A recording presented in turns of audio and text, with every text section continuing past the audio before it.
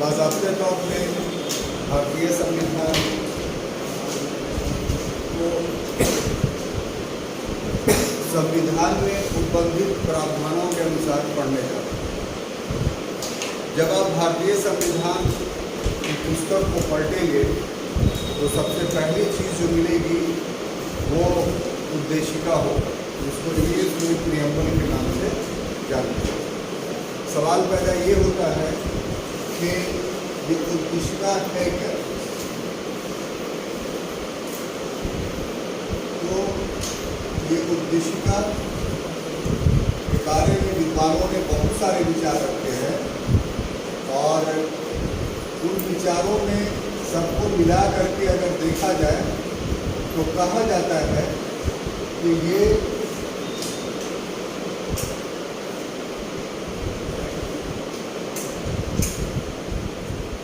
वास्तव में संविधान का सार है। उद्देशिका क्या है? संविधान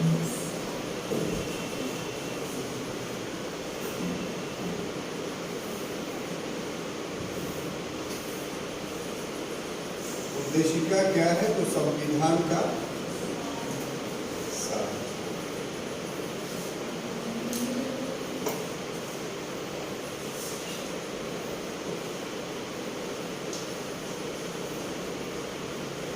यानी दूसरे शब्दों में कह सकते हैं समरी ऑफ द कॉन्स्टिट्यूशन।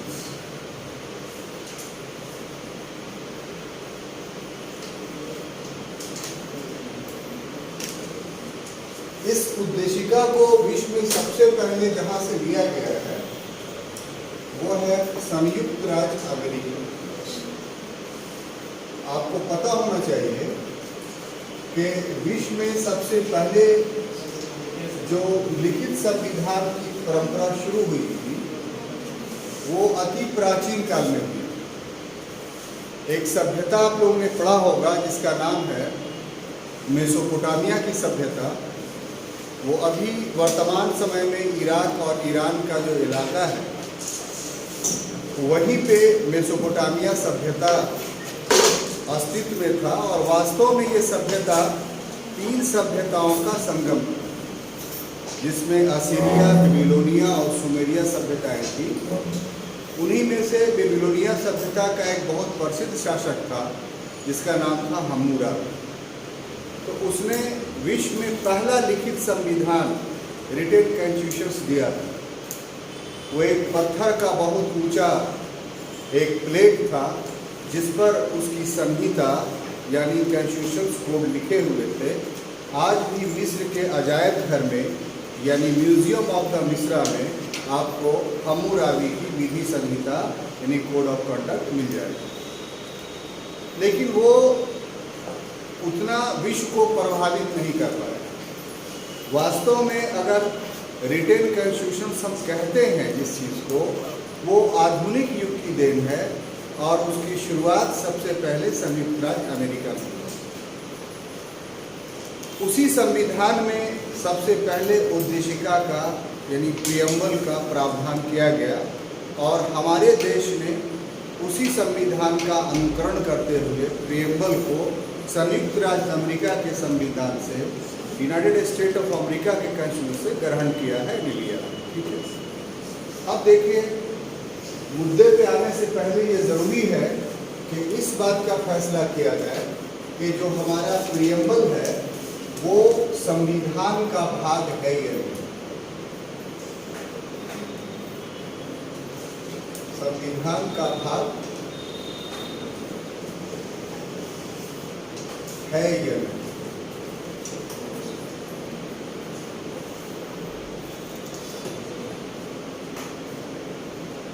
अब इस प्रश्न का जहां तक उत्तर है कि प्रियम्बल संविधान का भाग है कि नहीं, तो इसका फैसला हम लोग कैसे करेंगे? तो इसका फैसला 2 तरीके से हो सकता है। या तो संविधान में लिख दिया गया हो कि यह संविधान का भाग है, या फिर न्यायिक निर्णयों के माध्यम से कुछ फैसले आए हों तो हम कह सकते हैं कि संविधान का भाग है अथवा नहीं। तो इन दोनों कंटेक्स्ट में अगर आप गौर से देखिए तो संविधान को पढ़ेंगे आप, तो उसमें ये बात सही है कि आरंभ में ही उद्देशिका लिख दिया गया, लेकिन संविधान के बारे में ये कहा जाता है कि ये 22 भाग 395 अनुच्छेद और 8 अनुसूचियों का एक समूह है, एक कलेक्शंस है। तो इस सेंटेंस में कहीं भी उद्देशिका नहीं लिखा, इसलिए अकॉर्डिंग टू कॉन्स्टिट्यूशन आप नहीं कह सकते हैं कि उद्देशिका संविधान का भाग है नियम के अनुसार। लेकिन साथ ही साथ संविधान की जितनी पुस्तकें रहती हैं उसके फर्स्ट पेज पे उद्देशिका ही रहता है, तो ये एक अलग बात है। अब इसमें विवाद क्या है, जैसे इसको ऐसे समझिए कि आप कोई पुस्तक बाजार से खरीदते हैं तो शुरुआत जो करते हैं उसमें प्राक कथन लिखा रहता है, यानी उस पुस्तक के बारे में क्या क्या है, किस उद्देश्य से हम लिखे हैं, क्या है, ये सब राइटर्स के जरिए लिखा जाता है।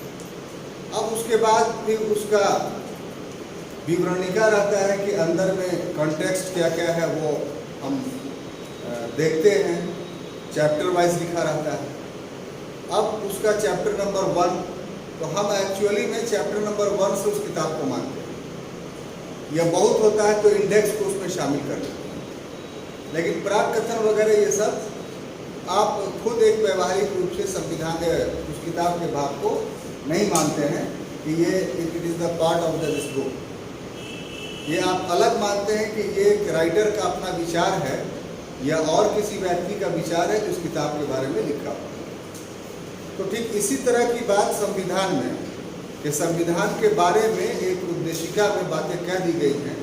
अब ये संविधान का भाग है या नहीं है, यह स्पष्ट रूप से संविधान नहीं कहता।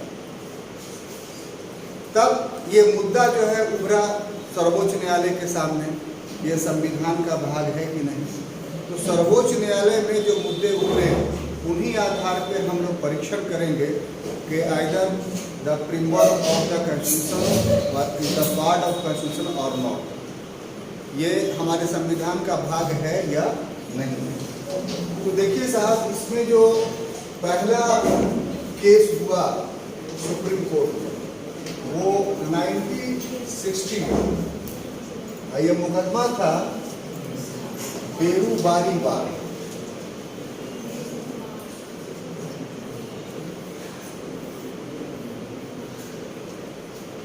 ठीक है, बेरूबारी बाग एक्चुअली में था क्या, तो ये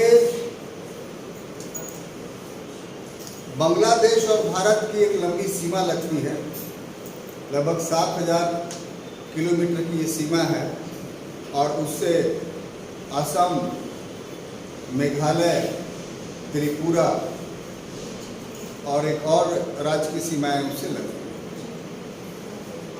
चूँकि ये जो इलाका है वो समुद्री इलाका है, नदी का इलाका है, बहुत सारी नदियाँ वहाँ पर बहती हैं।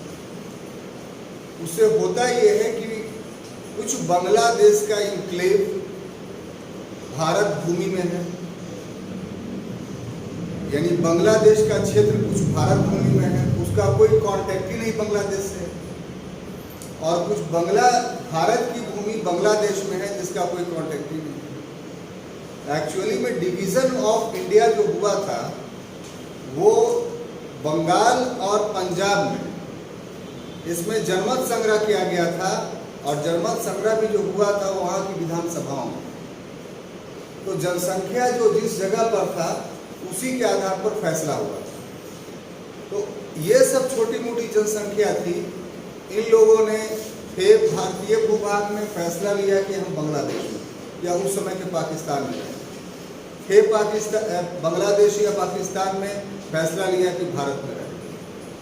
तो इस हिसाब से भूभाग रहा बांग्लादेश, लोग थे, यह भूभाग था किसका, तो भारत का। लोग थे बांग्लादेश के या पाकिस्तान के, वो भूभाग किसके अधीन था, तो भारत के अधीन था।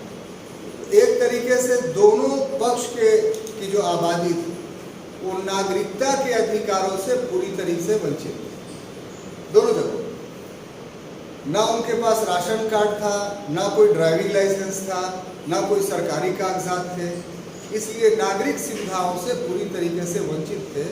और हमेशा ये मांग होता रहा कि इसका समाधान हो। तो बाद में हालांकि नरेंद्र मोदी की जो सरकार आई, अंतिम रूप से इसका समाधान 2015 में हुआ, लेकिन ये मुद्दा सबसे पहले बेरूबारी में उभरा। तो बेरूबारी एक बड़ा इलाका था, वो बांग्लादेश को देना था कहाँ? तो भारत में। तो ऐसी परिस्थिति में आगे हम बताएंगे आपको कि वो क्या मामला था।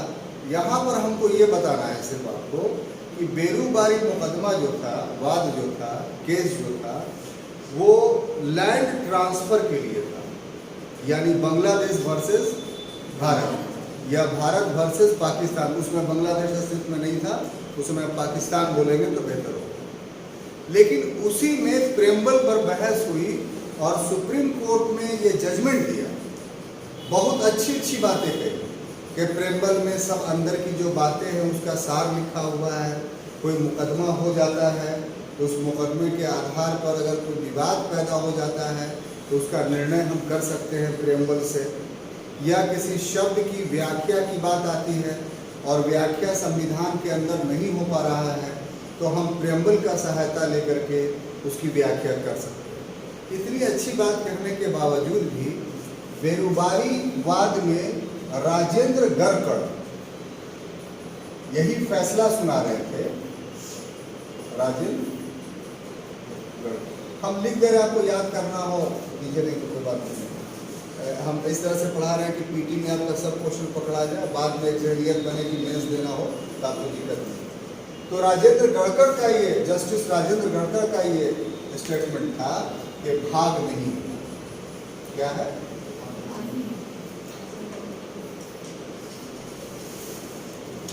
यानी प्रेम्बल जो है संविधान का भाग नहीं है, सिंपल से। और तारीख में बहुत सारे फूल, एक तरफ वो कह रहे हैं कि नहीं इसकी बहुत अनिवार्यता है, आवश्यकता है, दूसरी तरफ कह दिया कि भाग नहीं। तो इंडियन जुडिशरी सिस्टम ब्रिटिश देन है, तो हम जजों को इस तरह के विशेषाधिकार जो है वो दिए रहते हैं, आप कुछ नहीं कर सकते। फिर उसके बाद अगला जो मुकदमा होता है वो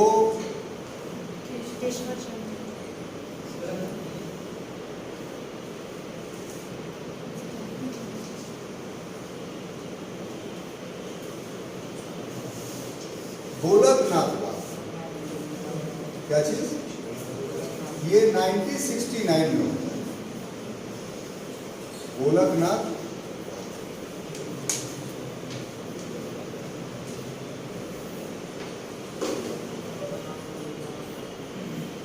इसने भी कह दिया, इसने भी बहुत अच्छी बातें कही, लेकिन लास्ट में जजमेंट आया कि उद्देशिका जो है संविधान का भाग नहीं। इसके पहले गोलकनाथ से पहले सज्जन सिंह का मामला आया था एक, उसमें भी सुप्रीम कोर्ट ने कहा कि नहीं, प्रेम्बल जो है वो संविधान का भाग।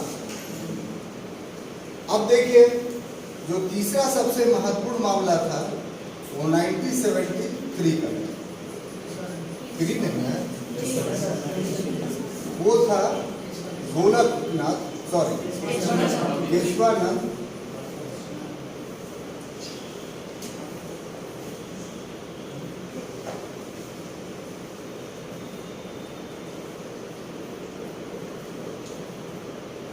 बनाम केरल सरकार। ये देखिए ये बड़ा विचित्र बात है। केशवानंद का जो मामला था एक्चुअली में मंदिर की प्रॉपर्टी का मामला था, और जो केशवानंद थे वो मुकदमा हार गए। इस मुकदमे में कहा यह जाता है कि वादी तो मुकदमा हार गया लेकिन देश मुकदमा जीत गया। तो बड़ा पिकुलियर जजमेंट था ये। इसने मुकदमा किया था, उसको लॉस हुआ, लेकिन देश को फायदा हो गया। देश को फायदा ये हुआ कि इस मुकदमे में पहली बार एक विचारधारा उभर करके आई सरकार के सामने, वो था संविधान का आधारभूत ढांचा, basic structures of the constitution. इसी बात में उभर के सामने आया और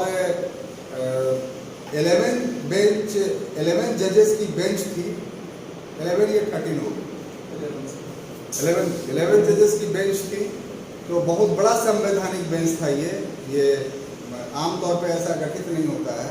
और फिर इसके जजमेंट को अगर हमको उलटना होगा तो इससे बड़ा बेंच बनाना पड़ेगा, जो आमतौर पे बनता नहीं है। तो उसके जजमेंट था जिसमें बेसिक स्ट्रक्चर्स का कंसेप्ट उभर के सामने आया। ये एक लैंडमार्क कर दिया गया कि सरकार चाहे किसी की हो, जो बेसिक स्ट्रक्चर्स है उसमें कोई संशोधन नहीं कर सकती चाह करके भी। जैसे अभी वर्तमान समय में है कि हम इसको हिंदू राष्ट्र घोषित कर देंगे, तो धर्मनिरपेक्ष का संविधान का आधारभूत ढांचा है, बेसिक स्ट्रक्चर है, ये सुप्रीम कोर्ट ने अपने जजमेंट में कहा है। तो ऐसे परिस्थिति में वर्तमान सरकार अगर चाहती है कि हम इसको हिंदू राष्ट्र घोषित करें, तो वो सफल नहीं होगी, क्योंकि न्यायालय फिर इसमें खड़ा हो जाएगा कि ये तो बेसिक स्ट्रक्चर का मामला है, आप इसके धर्मनिरपेक्ष स्वरूप को समाप्त नहीं कर सकते। तो वो सब बहुत सारी बात थी, बहुत सारे जजेस थे। उसमें एक जज थे सिकरी। इनका ऑब्जर्वेशन क्या था, वो इसी पर था। किस पर? प्रेम्बल पर। इनका ऑब्जर्वेशन ये था कि इन्होंने कोड किया भीमराव अंबेडकर का संविधान सभा में दिया गया प्रस्तावना के संबंध में वक्तव्य, स्टेटमेंट्स भीमराव अंबेडकर ने ये दिया था कि प्रस्तावना एक ऐसी चीज है जो संविधान की आत्मा है, और अगर किसी भी प्रकार का विवाद या संविधान के स्वरूप को समझने की आवश्यकता हो तो व्यक्ति प्रस्तावना को देख करके पढ़ के समझ सकता है। और हम लोगों से जो बाद में आके शासन चलाएंगे उनसे ये अपेक्षा करते हैं कि इसे संविधान का भाग माना। ये उनका स्टेटमेंट था संविधान सभा। तो संविधान तो कोई ऊपर से टपकी हुई चीज नहीं थी, संविधान तो संविधान सभा के द्वारा बना था।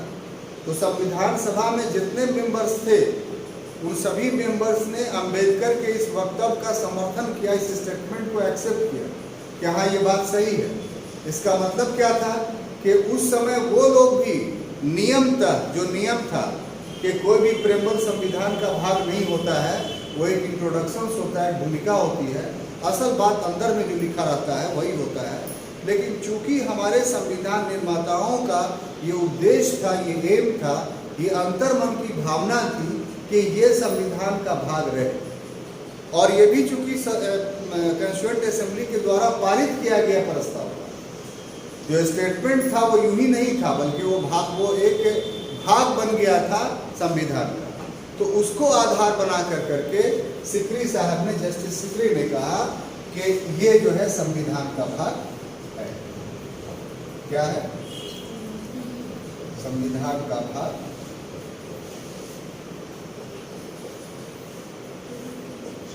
ठीक है। अब अगला पड़ाव यह कि यदि भाग है तो क्या इसमें संशोधन हो सकता है? ठीक है। तो अब दूसरा मसला आया संशोधन का। क्या चीज?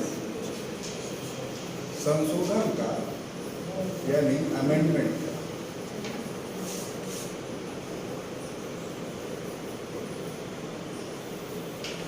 तो अब चूंकि भाग मान लिया गया, तो ये कहा गया कि अनुच्छेद 368 इस पर लागू होता है, यानी आर्टिकल 368 के तहत इसमें संशोधन किए जा सकते हैं। ठीक है।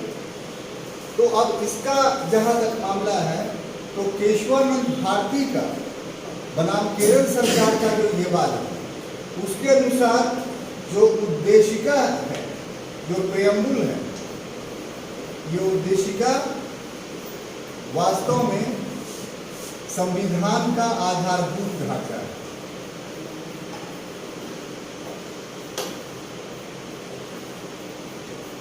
यानी बेसिक स्ट्रक्चर।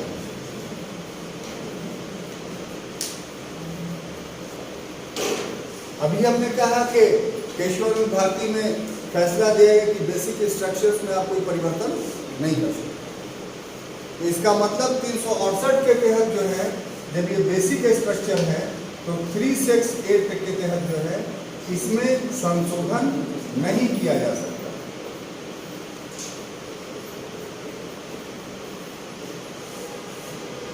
अब यहां पर इसका क्या अर्थ हुआ? कि संशोधन नहीं का मतलब क्या है? तो संशोधन नहीं का मतलब हुआ कि इसमें कमी नहीं की जा सकती। ठीक है ना साहब? संशोधन करने का मतलब हुआ कमी नहीं की जा सकती है, और इसका दूसरा पक्ष यह हुआ कि वृद्धि की जा सकती है।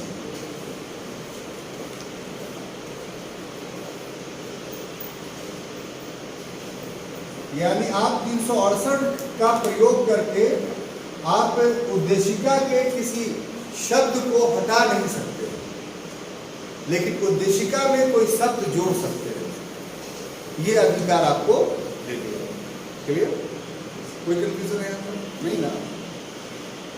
अब ये साहब ये तो मामला हो गया।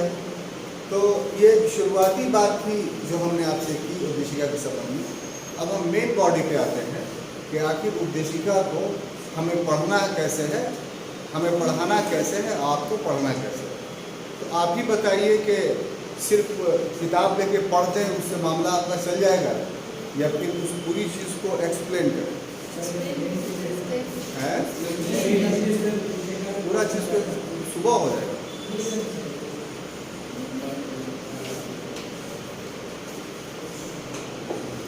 अब देखिए, ये तो ऊपरी एक तरह से इंट्रोडक्टरी क्लास हुआ आपका उद्देशिका के संबंध में। अब जो उद्देशिका है उसमें क्या लिखा है, तो उसके आधार पर हम लोग बात करेंगे कि प्रेम्बल में आखिर है क्या।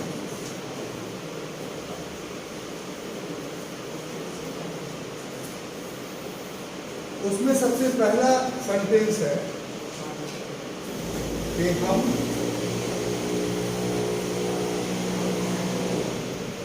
भारत के लोग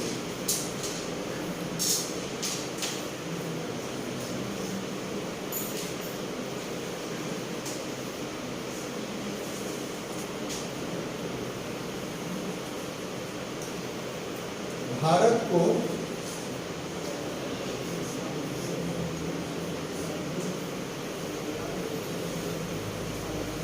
संपूर्ण प्रभुत्व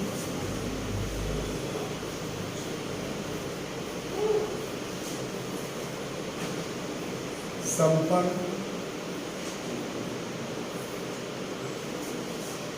समाजवादी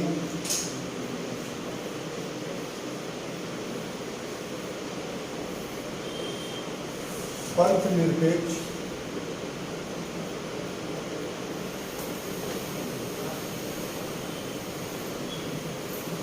और लोकतंत्रात्मक गणराज्य बनाने के लिए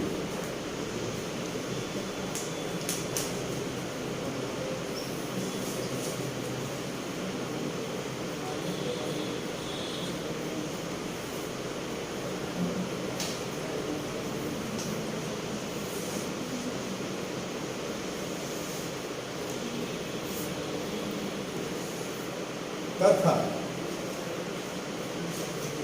उसके समस्त नागरिकों को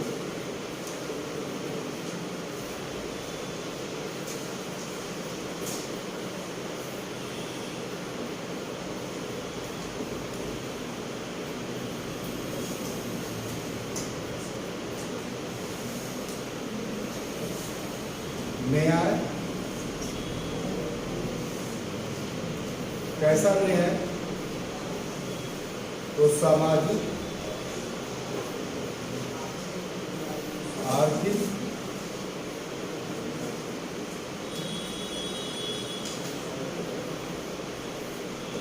और राजनीतिक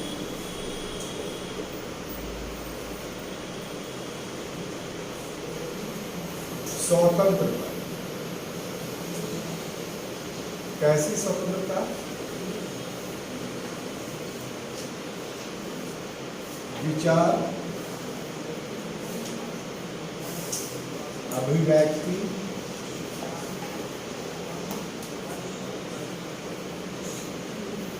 विश्वास,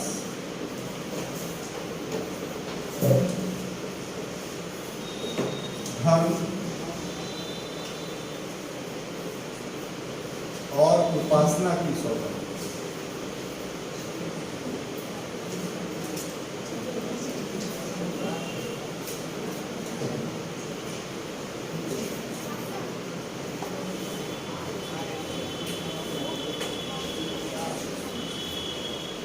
और उसके बाद समता, तो कैसी समता? प्रतिष्ठा एवं अवसर की समता।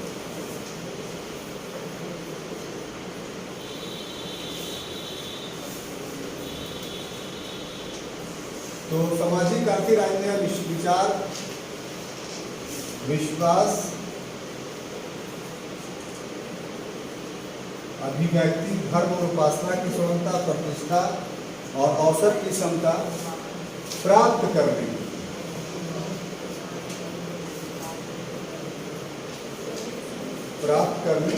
हेतु तथा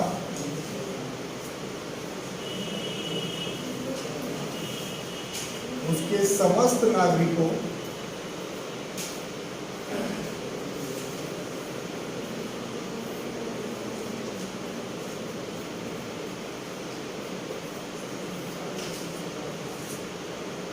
के मत देश की एकता एवं अखंडता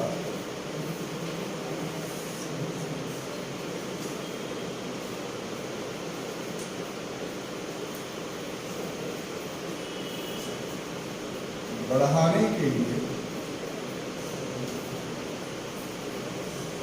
तथा उन समस्त में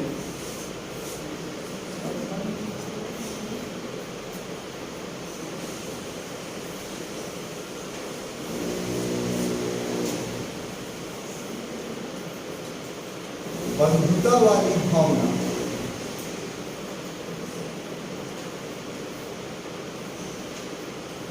या बंधुता बढ़ाने हेतु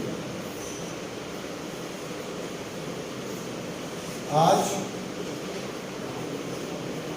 तारीख 26 नवंबर 1949 इसे षठ शपथ में कहा जाएगा मिति मार्ग शुद्ध सप्तमी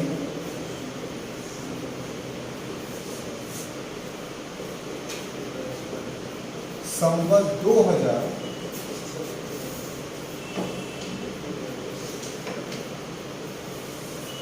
विक्रमी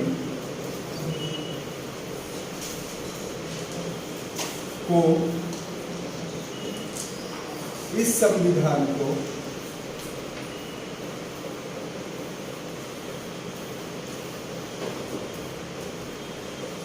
अंगीकृत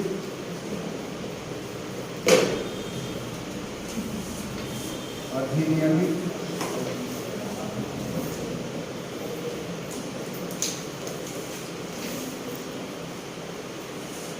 और आत्मार्पित करते हैं।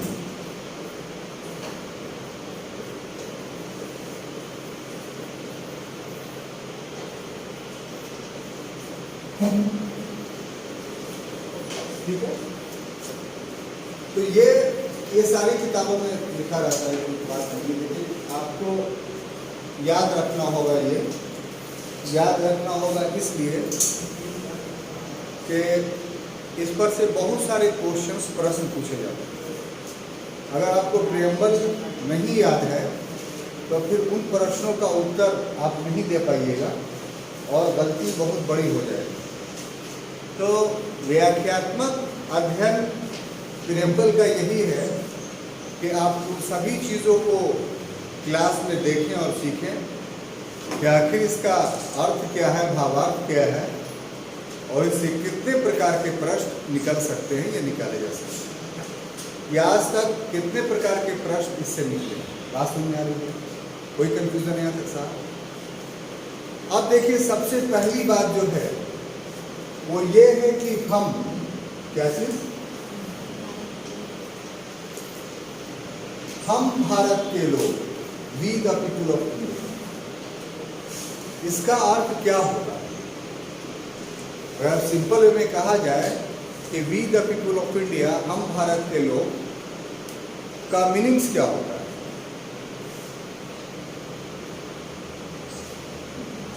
बोलिए, कोई भी साहब बोलिए। आप लास्ट जो बैठे हैं, देखने में अच्छे लग रहे हैं, हमको उम्मीद है आपसे है कि इसका जवाब दे पाएंगे आप। बोलिए, we the people of India, हम भारत के लोग का क्या अर्थ हुआ जो संविधान में लिखा हुआ?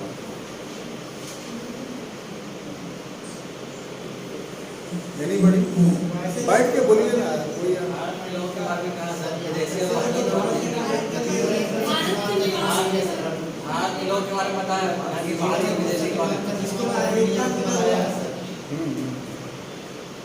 जितना बोलना है बोलिए, पूरी आजादी।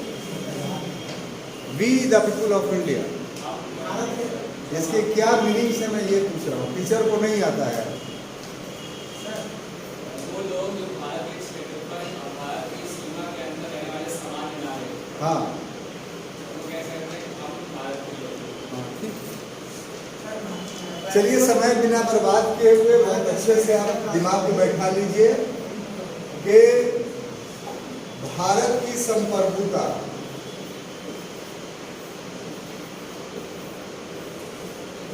भारत की संप्रभुता भारत के लोगों में निवास करती है। इसका अर्थ ये होता है भारत के लोगों में निवास करती है। समझे सब लोग? We the people of India का अर्थ ये होता है। कैसे हम कह रहे हैं कि हम का यहाँ पर अर्थ ये है, एक बहुत बड़ी बात है। तो पहले सोवरेंटी को समझिए, संप्रभुता को समझिए कि ये क्या होता है। तो संप्रभुता संप्रभु से बना है, सोवरेंटी सोवरेन शब्द से बना है, जिसका अर्थ होता है खुद मुख्तार,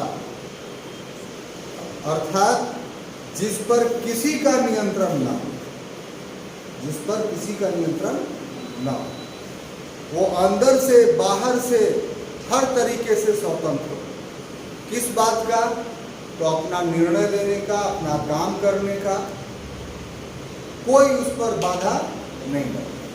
जैसे उदाहरण के लिए कि आपका परिवार है, आपके फादर रहते हैं, मदर रहते हैं, आप रहते हैं, भाई बहन रहते हैं। अब आपसे ये पूछा जाए कि आपके परिवार में संप्रभु कौन है, तो आप जवाब क्या देंगे? जल्दी बोलिए। पापा आपके हैं। क्यों? क्योंकि उनके निर्णय को कोई प्रभावित सजेशन दे सकता है, परामर्श दे सकता है कि पापा ये काम कीजिए, या आपकी मम्मी जो है सजेशन दे सकती है कि मेरे मियाँ जी ये काम कीजिए तो अच्छा रहेगा। लेकिन पापा आपके मान लें ये कोई ज़रूरी नहीं है, इसका मतलब घर में वो सोवरेन है। तो उसी तरीके से हर देश सोवरेन होता है। अगर सोवरेन नहीं हो, संप्रभु नहीं हो, खुद मुख्तार नहीं हो, तो उसको हम देश या स्टेट कह ही नहीं सकते। जैसे बिहार एक स्टेट नहीं, बिहार एक देश नहीं। क्यों? क्योंकि ये केंद्र के अधीन है, आंतरिक रूप से स्वतंत्र है, लेकिन बाहरी रूप से ये स्वतंत्र नहीं। लेकिन भारत एक राज्य है, भारत एक देश है। क्यों? कि आंतरिक रूप से भी स्वतंत्र है और बाहरी रूप से भी स्वतंत्र है। क्लियर हो गया? तो अब देश संप्रभु है, तो संप्रभु तो एक पावर है ना, एक शक्ति है। तो ये शक्ति कहाँ रहती है? सवाल आएगा आपसे। प्रधानमंत्री, राष्ट्रपति, ठीक है, जनजाति लोग, भारत के सभी लोग। तो आपका क्या जवाब है? सोवरेंटी भारत के लोग में रहती है। तो ये तो इतना समझाएं तो उससे बोल दिए आप। अब एक प्रश्न बताइए, कैसे आप बोल रहे हैं कि भारत के लोग में सोवरेंटी रहती है? पुलिस तो आती है, मार के छूट देती है, तो आप मालिक हैं यहाँ के, काहे पुलिस पीट देती है? जो सोवरेन होता है, आपके अब्बा को भी पीट सकता है, घर में बवाल हो जाए। आपके अब्बू जान को, आपको अम्मी जान या आप मिल के पीट सकते हैं। क्यों? क्योंकि वो सोवरेन है। तो आपने कह दिया कि सोवरेन है हम लोग, यानी सोवरेंटी इंडिया की हम में निवास करती है। तो यहीं की पुलिस आपको पीट कह देती है। तो साबित करना होगा आपको कि वी द पीपुल में सोवरेंटी कैसे निवास करती है। अभी अगला प्रश्न, कैसे साबित करेंगे?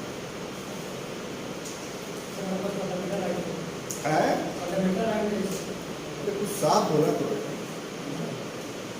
उनके पास मौलिक अधिकार है, ये बोलना चाह रहे हैं। और मौलिक अधिकार है इसलिए सोवरेंटी आपके पास है। तो मौलिक अधिकार तो 5 छोड़ के बाकी सब विदेशियों के पास भी है। तो विदेशियों के पास भी फंडामेंट सोवरेंटी है। कट गया आपका मुद्दा। इतना आसान नहीं है पॉलिटिक्स पढ़ना जितना आप लोग समझ करके बैठे। लक्ष्मीकांत का किताब रख करके, बेयर बुक रख करके आप चाहिएगा कि हम कॉन्स्टिट्यूशंस पर कमांड कर लें, तो ये संभव नहीं है। आपको समझने की या समझाने की आवश्यकता पड़ेगी। देखिए, सोवरेन किसको बोलते हैं? जिसके हाथ में अंतिम सत्ता हो।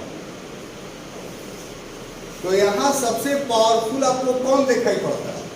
तो प्रधानमंत्री दिखाई पड़ता है, मुख्यमंत्री दिखाई पड़ता है। लेकिन प्रधानमंत्री और मुख्यमंत्री सोवरेन नहीं है। क्यों नहीं है? कि 5 साल बाद आप उसका कान पकड़ के हटा सकते हैं। तो जो कान पकड़ के हटाए, असल सोवरेंटी तो उसके हाथ में ना है। इसलिए सत्ता का असल मालिक भारत की जनता है। इसीलिए कहा जाता है कि we the people of India का अर्थ हुआ कि सोवरेंटी भारत के जनता में निवास करती है। कोई कंफ्यूजन? अब देखिए आगे है कि ये जो चीज है, कौन चीज, इसी ढंग से लिखा हुआ है, समझ लेना। तो ये जो चीज है यहाँ वाला, ये है क्या? ये एक्चुअली में संविधान का उद्देश्य बताया गया है। सॉरी, स्वरूप बताया गया है। यानी स्वरूप का इंग्लिश क्या होगा? नेचर बताया गया। स्वरूप का मतलब शक्ल बताया गया। जैसे आपका भी शक्ल होता है, पूछता है तो क्या है? तो मुंह लंबा है, नाक लंबी है ना, और सांवला बदन है, या गोरा शक्ल है, एक कील है, कहाँ कहीं भी हो सकता है। तो ये सब आप उसकी शक्ल बताते हैं। जिस समय फोटो नहीं खिंचाया जाता था, तो उस समय दिल्ली सल्तनत में बलबन ने एक पंक्ति याद किया था लोगों की पहचान के लिए। वो क्या था पता है? दाग एवं भूलिया। पढ़े गए? तो उससे लिखा रहता था, उससे लोग पता करें। तो उसी तरीके से आपका जो चेहरा है, उसको उससे आपकी पहचान होती है। तो हर चीज़ का एक चेहरा होता है, हर चीज़ का एक स्वरूप होता है। तो संविधान का भी स्वरूप। तो संविधान का स्वरूप कहाँ दिखाई पड़ता है? तो प्रेमबल। तो प्रेमबल के किस खंड में? तो इस क्या दिखाई पड़ता है भाई? तो जैसे बोला कि गोरा है, लंबा है, नाक लंबी है, कील है। तो उसी ढंग से यहाँ देखिए कि एक है कि प्रभुत्व, संपूर्ण प्रभुत्व संपन्न। दूसरा है कि उसका चेहरा कि वो समाजवादी है। तीसरा है कि धर्मनिरपेक्ष है। और चौथा है कि लोकतंत्रात्मक गणराज्य। भारत के देश का जो शासन है, उसका चेहरा का ये व्याख्या है। इसको चेहरा ये 4 तरह से बताया जा सकता है। और ये सब के सब बेसिक स्ट्रक्चर्स, आधारभूत संरचना, इसमें आप परिवर्तन नहीं कर सकते। इन 4 शब्दों में जो 2 शब्द हैं, यानी ये समाजवादी और धर्मनिरपेक्ष, ये संविधान के प्रारंभ पर नहीं। ठीक है? ये जो 2 शब्द है, ये संविधान के आरंभ पर नहीं था।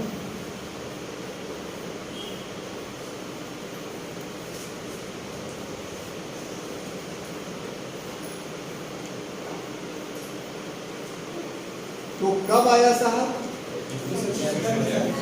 ये दोनों शब्द, हालांकि 3 शब्द आए थे, लेकिन यहाँ पर चूंकि स्वरूप पढ़ा रहे हैं तो 42वें संवैधानिक संशोधन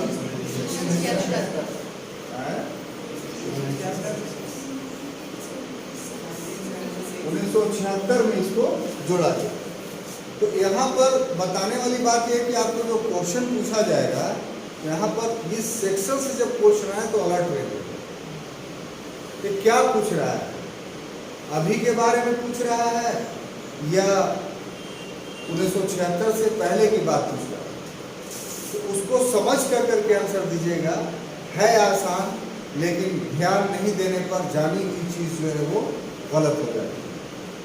ठीक है, तो ये 4 का व्याख्या करना हो। जैसे आपको कहा जाए कि आपकी नाक लंबी है, तो अब ये अच्छी है कि बुरी है, ये व्याख्या करना जरूरी है? नहीं। आपके गाल पर तिल है तो ये अच्छा है या बुरा है, ये बताना जरूरी होगा।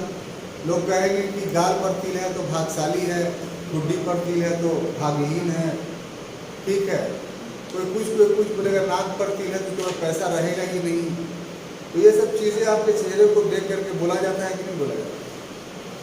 किसी को काला शक्ल ही ज़्यादा अच्छा पसंद होता है तो बोलता है कि काला लोग बड़े दिलवाले होते हैं, और किसी को गोरा शक्ल पसंद आता है तो बोलता है कि क्या अट्रैक्टिव है।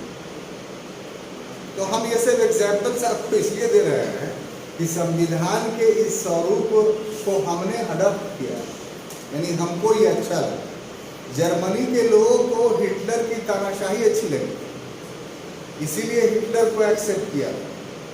भारत के लोगों को हिटलर की तानाशाही अच्छी नहीं लगी, बल्कि लोकतांत्रिक विचार अच्छा लगा, इसलिए लोकतांत्रिक आदर्शों को उसने एक्सेप्ट किया।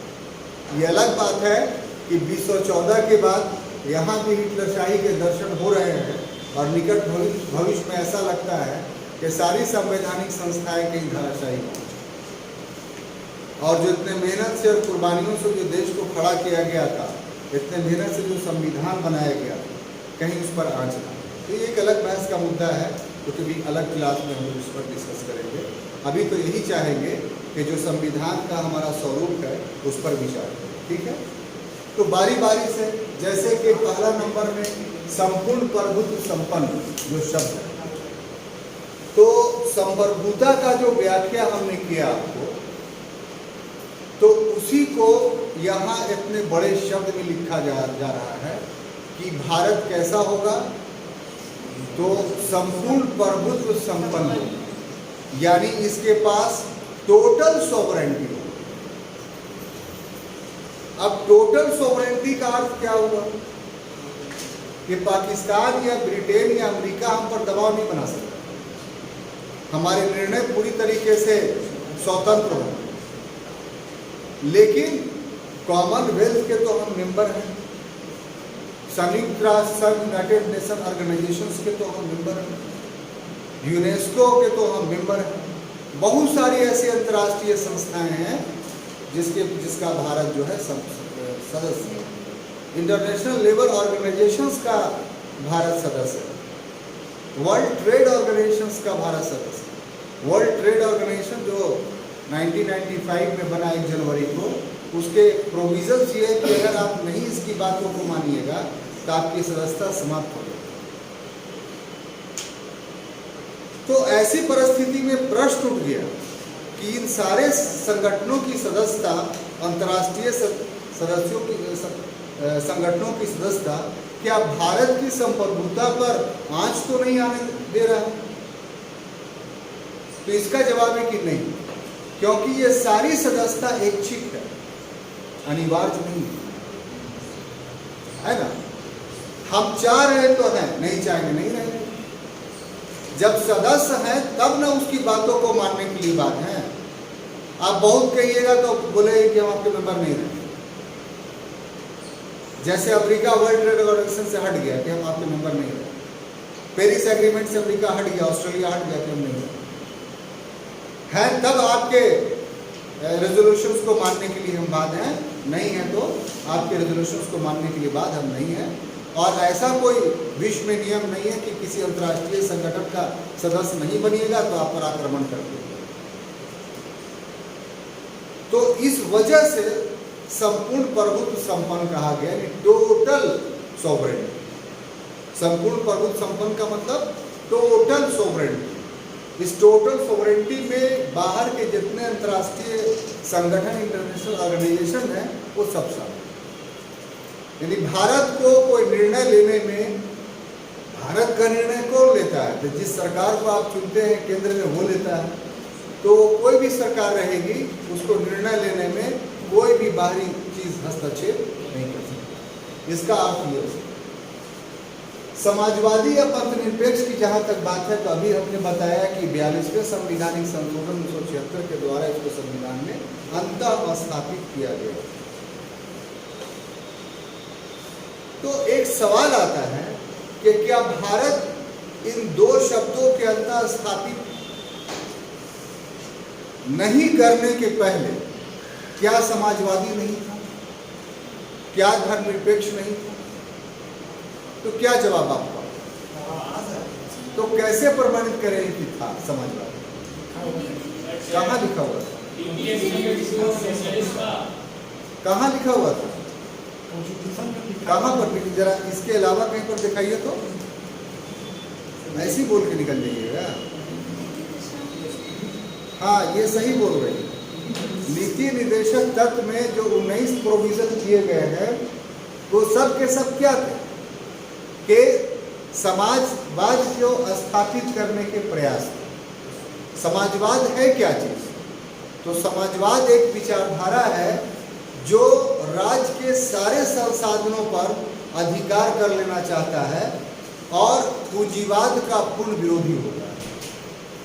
इस विचारधारा में यह जो देश समाजवादी विचारधारा को अपनाए हुए है, वहाँ निजी संपत्ति की अवधारणा नहीं होती है, वहाँ कोई पूंजीपति वर्ग नहीं।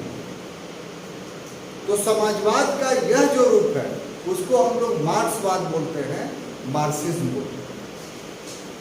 भारत में समाजवाद है, लेकिन समाजवाद का मार्क्सवादी रूप नहीं। तो अब सवाल पैदा ये होता है कि समाजवाद का मार्क्सवादी रूप नहीं है, तो फिर कौन सा रूप है?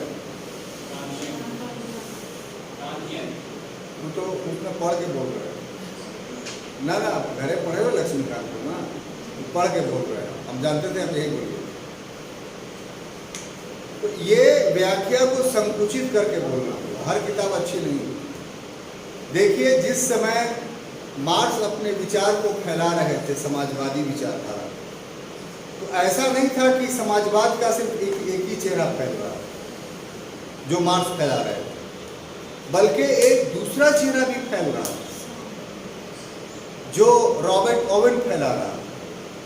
रॉबर्ट ओवेन ब्रिटेन का, आप लोगों को कोई दिक्कत नहीं ना है, थोड़ा इलाज करते हैं तब ये सिंपल में चले, याद हो गया कि नहीं? ये सब ठीक है, तो थोड़ा समय लगेगा तो बर्दाश्त कीजिएगा, क्योंकि मेरी आदत बहुत बुरी है। हम जब तक पूरी बात नहीं बताते हैं तो हमको खुद सेटिस्फैक्शन नहीं मिलता। तो रॉबर्ट ओवेन एक बहुत बड़े इंडस्ट्रियलिस्ट थे ब्रिटेन में। 9 उद्योग था, बहुत बड़ा ब्रिटेन। उन्होंने अपने 9 उद्योगों में समाजवाद लाया। और कैसे लाया? तो जितने मजदूर थे उनको अपने उद्योग का पार्टनर बना लिया, भागीदार। सैलरी होल्डर नहीं, बल्कि वो क्या बन गए? Share holder. सैलरी होल्डर से शेयर होल्डर बन गए वो।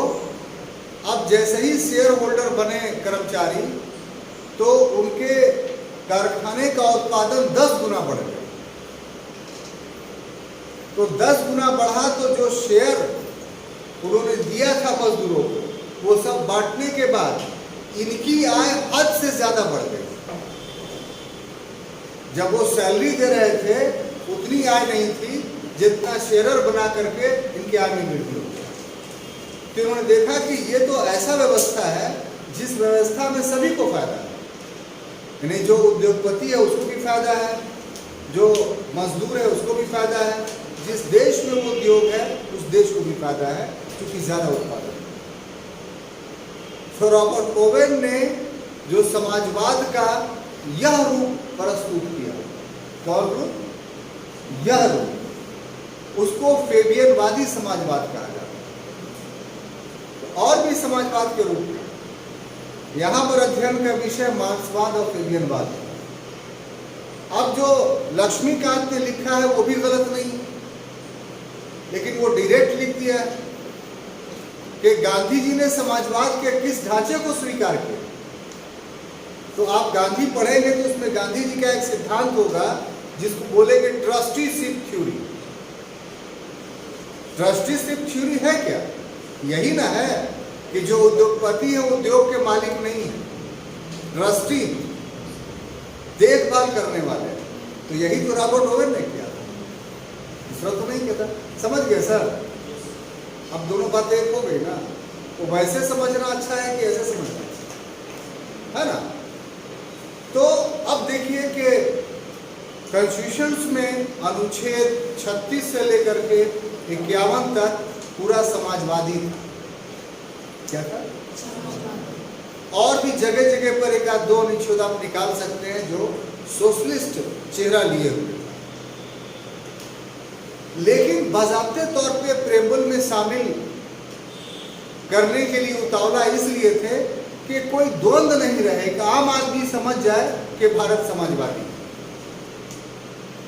तो इसके लिए कांग्रेस का 1955 ईस्वी में अवार्डी अधिवेशन होता है। ये सब देखिए बोर्ड पर जगह नहीं है इसलिए नहीं लिख रहे हैं, आप चाहिए तो ये सब डेट और वर्ड को लिख सकते हैं। हम एक्सप्लेन क्या कर रहे हैं? सोशलिज्म। क्या? सोशलिज्म। तो अवार्डी अधिवेशन होता है। उस अवार्डी अधिवेशन में पहले क्या था? आज़ादी के बाद कांग्रेस ही सरकार थी और सरकार ही कांग्रेस, क्योंकि फुल मेजोरिटी। जैसे अभी क्या है, भाजपा ही सरकार है और सरकार ही भाजपा है। बाकी लोग जो टुटपुंजियां हैं उनका कोई वैल्यू ही नहीं है। चिल्लाते चिल्लाने ही है ना, चिल्लाने ज़्यादा चिल्लावेंगे तो बाहर निकलेंगे तो पुलिस पकड़ लेगी। अब तो परसों जो है बिल ही पास हो गया कि अब कोई आवाज़ ही नहीं उठा सकते हैं संसद में, सांसद को ये निर्देश। तो इसी से आप समझ जाइए कि जो बहुमत होता है वाली सरकार होती है उसमें सरकार ही दल बन जाता है और दल ही सरकार बनता है। यही स्थिति 55 में थी कांग्रेस। तो कांग्रेस ने अपने अवार्डी अधिवेशन में समाजवाद के लक्ष्य को स्वीकार किया और स्वीकार करने का परिणाम था कि बाद में चल करके समाजवादी शब्द जो है वहाँ। तो हमारे यहाँ जो सोशलिज्म है, समझाना आपको ये है, वो मिश्रित अर्थव्यवस्था को बढ़ावा देता है। हमारे यहाँ का समाजवाद साम्यवादी अर्थव्यवस्था को नहीं बढ़ावा देता। साम्यवादी अर्थव्यवस्था में सिर्फ सरकारी एकाधिकार होता है, कोई पूंजीपति नहीं होता या पूंजीवाद नहीं होता है। लेकिन जिस समाजवाद को हम लोगों ने अपनाया उसमें सार्वजनिक क्षेत्रों के साथ साथ पूंजीपतियों का भी अस्तित्व जो है वो स्वीकार किया, यानी सरकार का भी किसी उद्योग में एकाधिकार रहेगा और निजी पूंजीपतियों का भी एकाधिकार रहेगा। हालांकि 1991 के बाद उदारीकरण, निजीकरण और वैश्वीकरण की नीति जब से हम लोगों ने अपनाया है, तब से संविधान के इस समाजवादी स्वरूप पर बहुत हद तक प्रभाव पड़ा है, यानी नकारात्मक प्रभाव पड़ा है। लेकिन अभी भी हमारा देश समाजवादी बना हुआ है, इसमें कोई दो राय नहीं। अब आइए पंथ निरपेक्षता। हमने जानबूझ के धर्म निरपेक्षता नहीं लिखा। यहाँ पर चीज है कि अगर हम धर्म निरपेक्षता लिखें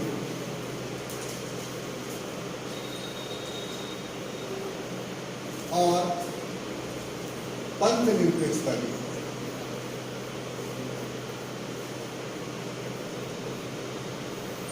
तो इन दोनों का इंग्लिश एक ही होता है,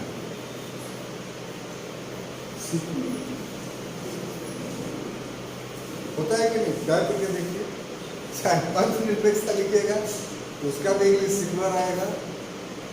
ऐसे क्यों आंखें फाँक करते? क्या मैं गलत बोल रहा हूँ? नहीं ना, कभी कभी क्लास में होता है अजूबा बात कह दिया जाता है, उससे घबराइए नहीं, बहुत जिम्मेदारी के साथ बात कहते हैं। ऐसा आज फाड़ नहीं सकता है। तो धर्मनिरपेक्षता पथनिरपेक्षता दोनों का इंग्लिश जो है साहब सेक्युलर। अब इसका क्या मीनिंग है आप जानते हैं? सेक्युलर आप कह रहे हैं तो इसका मतलब कि उसके जो दो मीनिंग है दोनों की बात कह रहे हैं। लेकिन हिंदी में यदि आप धर्मनिरपेक्षता कह रहे हैं तो इसका अर्थ अलग हो जाएगा, और अगर हिंदी में पथनिरपेक्षता कह रहे हैं तो इसका अर्थ अलग हो जाएगा। जानना चाहेंगे सर को? तो ये धर्मनिरपेक्षता जो शब्द है ये यूरोप की देन, यूरोप की देन इसलिए है क्योंकि लोकतंत्र के साथ ये विचारधारा उभर करके सामने आई। लोकतंत्र को डैमेज कौन किए हुए था? लोकतंत्र को उभरने कौन नहीं दे रहा था? तो लोकतंत्र को की हत्या जो किया जा रहा था या दबाया जा रहा था वो पादरियों के द्वारा चर्च के। 16वीं शताब्दी में यूरोप में चर्च के भ्रष्टाचार, एकाधिकार, प्रभुत्व या समाज को मिसगाइड करने के विरुद्ध एक तीव्र प्रतिक्रिया हुई। मार्टिन लूथर ने 95 थीसिस एक पम्फलेट लिखवाया और जर्मनी, फ्रांस, ब्रिटेन सारे के गिरजाघरों में जाकर के सटवा दिया और पादरी से जवाब मांगा कि 95 प्रश्नों का उत्तर हो। ये प्रश्न इतने कठिन थे कि पूरा ईसाइयत जो है वो धाराशायी हो गया। बहुत जब वर्ल्ड हिस्ट्री पता नहीं कौन पढ़ाएगा, देखिए हम पढ़ाएंगे तो उसमें आपको बताते ये सब। तो धाराशायी हो गया और उसी के बाद ईसाई दो वर्गों में बढ़ गया, एक कैथोलिक और दूसरा प्रोटेस्टेंट। बढ़ने को तो बढ़ गया, लेकिन एक चीज का मानसिकता इसने बना दी, और वो क्या कि अब धर्म का राजनीति में हस्तक्षेप नहीं होगा। धर्म पूरा पूरा निजी मामला है। इसी धर्म के आधार पर जो है वो पूरा मध्यकाल यूरोप का अंधकारमय रहा, डार्क रहा। इन्हीं लोगों के वजह से मानवता की हत्याएं की गई, मानवता के मानवीय अधिकारों का हनन किया गया और वर्ग विशेष की सत्ता को स्थापित किया गया जो पूर्णतः शोषण पर, एक्सप्लॉयटेशन पे आधारित है। इसलिए अब यूरोप के राज्य धर्म का हस्तक्षेप राजनीति में नहीं होगा। राजनीति अलग होगी और धर्म अलग होगा। धर्म पूरा पूरा सार्वजनिक मुद्दा होगा और राजनीति धर्म पूरा पूरा एक निजी मामला होगा और राजनीति पूरा पूरा एक सार्वजनिक मामला। आप अपने घर में रह करके इबादत कीजिए, राज को कोई मतलब नहीं। मंदिर बनाना है, मस्जिद बनाना है, गिरजाघर बनाना है, जैसे मकान बनाते हैं वैसे जमीन खरीदिए और बनाइए और उसी के अंदर में जो करना है कीजिए। बाहर आके मत कीजिएगा। राज से कोई प्रोटेक्शन नहीं मांग सकते हैं। एज ए सिटीजन प्रोटेक्शन मांगेगा, देंगे, लेकिन एज ए रिलीजियस मांगे कि हमारा कार्यक्रम चल रहा है, पुलिस दीजिए, हम लोग कार्यक्रम कर रहे हैं, कुछ सहायता कीजिए, पैसा वैसा दीजिए, पंडाल लगा दीजिए, तो ये सब नहीं होगा। तो इसका अर्थ ये हुआ कि धर्मनिरपेक्षता एक ऐसी विचारधारा है जिसमें राज धर्म के मामले में पूर्ण रूप से न्यूट्रल है, निष्पक्ष है। उसका धर्म के मामले में कोई हस्तक्षेप नहीं होगा, न सकारात्मक न नकारात्मक। लेकिन पंथ निरपेक्ष ये नहीं। पंथ निरपेक्ष और धर्म निरपेक्ष में सिर्फ एक समानता है। अब वो क्या है कि धर्मनिरपेक्ष विचारधारा ही मानता है कि राज का कोई धर्म नहीं होगा, तो उसी तरीके से पंथ निरपेक्ष विचारधारा ही मानता है कि राज का कोई धर्म नहीं होगा। लेकिन बाकी उसके नीचे अंतर है कि वहां धर्मनिरपेक्ष में था कि राज धार्मिक कार्यों में हस्तक्षेप नहीं करेगा। पंथ निरपेक्ष अगर है तो राज का कोई धर्म तो नहीं होगा, लेकिन राज धार्मिक कार्यों में भाग लेगा। ये डिफरेंस। अगर छठ पूजा हो रहा है तो डीएम साहब उसका इंतजाम करेंगे। अगर पितृपक्ष का मेला लग रहा है तो पूरा प्रशासन इन्वॉल्व होगा। अगर सरहुल का डांस हो रहा है तो डीएम साहब को इंतजाम करना पड़ेगा। अगर ईद की नमाज पढ़ी जा रही है तो उसमें प्रशासन का हस्तक्षेप रहेगा कि कोई इसको डिस्टर्ब नहीं करे। अगर ख्वाजा साहब का जुलूस निकल रहा है अजमेर में तो पूरा प्रशासन सक्रिय रहता है कि इस जुलूस को कैसे हम पार करें। तो यहाँ राज का यही नहीं, पैसा खर्च करती है सरकार, नहीं पैसा खर्च करती है। यहाँ उर्स लगता है कहाँ, बीतो चढ़े, सारा पंडाल उंडाल हवाली वाली सब कौन कराता है? बिहार सरकार का पैसा लगता है। हर महीने जो है वो हल्गू महाआरती होता है, कौन 3 लाख रुपया हर महाआरती पर बिहार सरकार देती है। तो हमारे यहाँ पंथ निरपेक्षता है, इसलिए राज का कोई धर्म तो नहीं होगा, लेकिन राज धर्म के मामले में निष्क्रिय भी नहीं, सक्रिय रूप से भाग लेगा। क्या? एक्टिवली पार्टिसिपेट करेगा राज, स्टेट न्यूट्रल नहीं रहेगा। यही फर्क है धर्मनिरपेक्षता में और पंथ निरपेक्षता में। ठीक है? व्यक्तिगत रूप से हमसे पूछेंगे कि आप इसके समर्थक हैं कि विरोधी हैं, तो बड़े कड़े शब्दों में बोले कि हम धर्मनिरपेक्षता के विरोधी हैं। हमको ये बात बहुत सारी बुराइयों का जननी लगता है। एक अलग क्लास है, ये भी प्रश्न इस पर आ सकता है, इसलिए अभी दौर आ गया है, प्रश्न बहुत सा करना है। तो फिर मेंस की तैयारी कीजिएगा तो उस समय ये सब चीज़ों को एलोबरेट किया जाएगा, बढ़ाया जाएगा। यहाँ अपनी कहानी धर्मनिरपेक्षता पर यहीं तक समाप्त करते हैं। अब ये साहब ये हो गया लोकतंत्रात्मक गणराज्य है। इसमें 2 शब्द, लोकतंत्र और गणराज्य। लोकतंत्र किसको कहते हैं?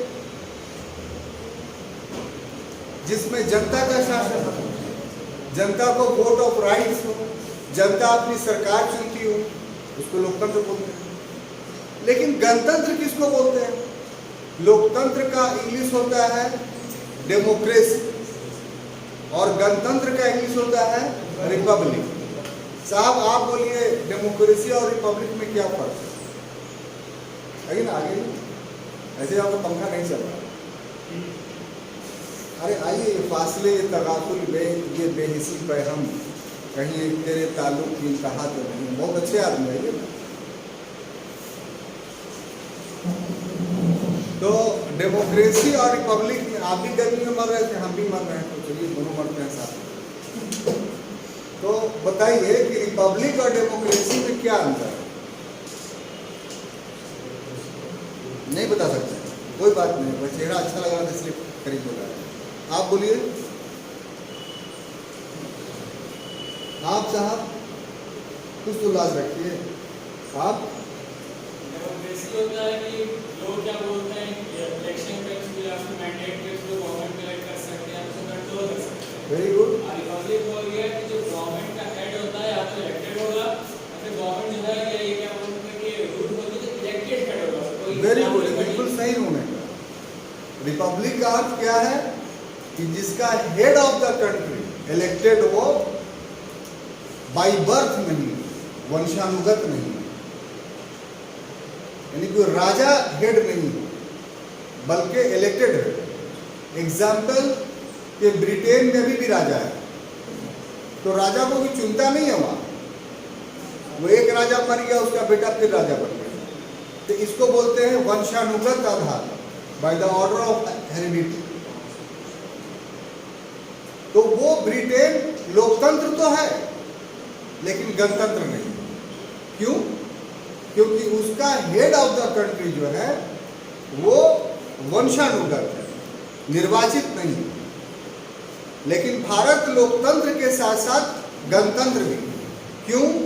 यहाँ का head of the country elected है। ये अलग बात है कि इनडायरेक्टली इलेक्टेड है, लेकिन है इलेक्टेड और उसका टर्म है 5 ईयर्स। 5 साल के बाद कोई नहीं पूछता है उसको। बेटो मकान दे दिया जाता है, कुछ सुविधाएं दे दी जाती है, तो जाइए रहिए, ऐश मौज कीजिए। कोई पावर वर्क नहीं है। कहीं घूमने उमने के लिए तो बोल दीजिएगा, पुलिस भेज देंगे, स्पॉट भेज देंगे, घुमा देगा। बस इससे ज़्यादा हमसे डिमांड मत करो। लेकिन ब्रिटेन के महाराज या महारानी से ऐसा नहीं, जब तक जीवित रहेगा तब तक सारी सुविधाओं का उपयोग करे, क्योंकि बाई बर्थ है, राजा ही बाई बर्थ पैदा होता है। तो ये रिपब्लिक और नॉन रिपब्लिक में डिफरेंस है। क्योंकि कंट्री अगर डेमोक्रेटिक है तो कोई जरूरी नहीं है कि रिपब्लिक हो, जैसे ब्रिटेन। और कोई कंट्री अगर डेमोक्रेटिक है और अगर उसका हेड ऑफ द कंट्री राष्ट्र प्रमुख, राष्ट्राध्यक्ष अगर इलेक्टेड है तो डेमोक्रेटिक के साथ साथ रिपब्लिक है। तो भारत दोनों डेमोक्रेटिक भी है और रिपब्लिक भी। तो ये सब वो समझने या समझाने के आधार हैं कि हम ये मान के चलते हैं कि ये सब चीज़ें भविष्य में आपको तंग नहीं करेगी, किताब पढ़ने में बाधा नहीं उत्पन्न करेगी, और इन सभी चीज़ों को समझने में आपको भविष्य में दिक्कत नहीं होना चाहिए। इसी से आपके सोच का स्तर ऊंचा होगा, इसी से आपको ऑब्जेक्टिव पर बहुत ग्रीप बनेगा, इसी से सब्जेक्टिव व्याख्या करने के आप योग बनेंगे। तो चलिए, ये स्वरूप को मैंने आपको अच्छे से समझा दिया कि नहीं समझाया अच्छे से है ना। अब देखिए दूसरा पार्ट है, ये जो है किस चीज की व्याख्या कर रहा है।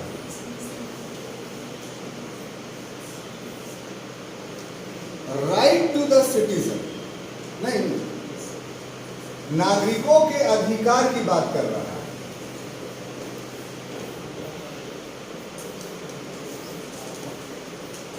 यानी आप ये नहीं कह सकते हैं साहब कि नागरिकों का अधिकार का वर्णन सिर्फ मौलिक अधिकार नहीं है। यहां अधिकार का वर्णन नहीं आपको दिखाई पड़ रहा है। 3 तरह के अधिकार देने की बात कही गई। कितने तरह का? 3 तरह का। बड़ा इंपॉर्टेंट है, और ये लोकतंत्र की आत्मा है। जैसे आपके शरीर चलता है खून के जरिए, अगर खून चलना बंद हो जाए, ब्लॉकेज आ जाए, तो आप फौरन मर जाते हैं, या ब्रेन हेमरेज कर गया, खून सब बह गया आपके शरीर से, तो आप फौरन मर जाते हैं। उसी तरीके से अगर संविधान से ये अधिकार निकाल लिया गया तो फिर संविधान भी मर जाएगा, यानी लोकतंत्र भी मर जाएगा। इतना इम्पोर्टेंट। तो इस दृष्टि से आपको समझना हो लोकतंत्र है क्या। तो जनता का शासन, शासन लोकतंत्र में स्थापित ही इसलिए किया जाता है कि सारा फोकस जनता पर हो। मेरा बाबू सो रहा है कि नहीं, मेरा बाबू सुसु कर दिया तो कपड़ा उसका बदल दे, मेरा बाबू को भूख लगा है तो हम समझ जाएं कि भूख लगा है। सरकार एक माँ के तरह होनी चाहिए। क्या है साहब सरकार एक माँ? सरकार तो राक्षस के तरह हो गई। ये टैक्स लगाओ, वो टैक्स लगाओ, वहां जाने पे प्रतिबंध लगाओ, वहां जाने पे प्रतिबंध लगाओ। What is this? All of these acts are against democratic right. ये सभी के सभी क्या है? तो लोकतांत्रिक विचारधाराओं के खिलाफ। कैसे? प्रेम्बल से देखिए। हम अपनी बात नहीं कह रहे हैं, जो प्रेम्बल है, जो प्रस्तावना है, वो ये बात कह रहा है कि ये पूरा कॉन्स्टिट्यूशन फोकस करके रखा गया है पीपुल ऑफ इंडिया पर। आपकी शादी हुई, इसमें गैर शादी, सभी लोग गैर शादीशुदा हैं।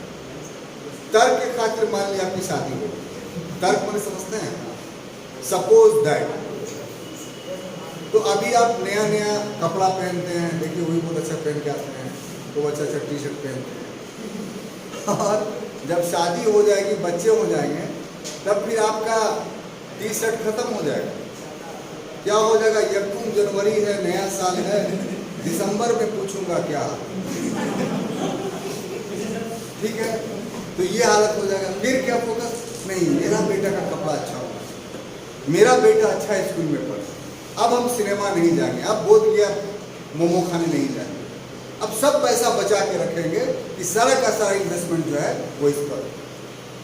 तो जब तक देश गुलाम था तब तक देश की शादी नहीं हुई थी, और जब देश की शादी हो गई तो हम लोग उसके बच्चे हो गए, और उसका सारा ध्यान जो है वो हम लोगों पर होना चाहिए। लेकिन आपसे पूछना चाहते हैं कि क्या देश का ध्यान हम पर है?